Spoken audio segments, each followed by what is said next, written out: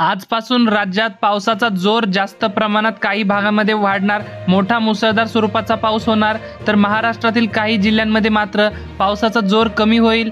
ढगाळ वातावरणासह हलक्या ते मध्यम स्वरूपाचा पाऊस पाहायला मिळेल. तर जाणून घेऊया सविस्तर माहिती काय आहे ती.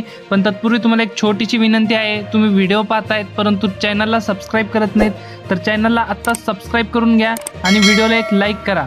मित्रांनो, आपण या ठिकाणी बघू शकता मध्य महाराष्ट्रातील पुणे, सातारा, सांगली, कोल्हापूर, सोलापूर, पंढरपूर या सर्वत्र परिसरामध्ये आजच्या दरम्यान वादळी वाऱ्यासह पावसाचा इशारा देण्यात आलेला आहे. तसेच संपूर्ण कोकण पट्ट्यात देखील आज मोठा मुसळधार पाऊस झालेला पाहायला मिळेल. यामध्ये मुंबई, ठाणे, पालघर, रत्नागिरी, रायगड, सिंधुदुर्ग, राजापूर, सावंतवाडी, कल्याण, डोंबिवली, वसई, विरार या सर्वत्र भागांमध्ये पावसाचा जोर जास्त राहू शकतो.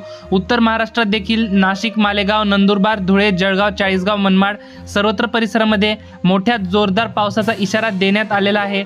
त्यासोबतच मित्रांनो, मराठवाड्यात पाहिलं तर मराठवाड्यामध्ये आणि विदर्भमध्ये काही भागांमध्येच पावसाचा जोर वाढेल, तर काही परिसरामध्ये मात्र ढगाळ वातावरण आणि हलक्या सरी झालेल्या पाहायला मिळतील.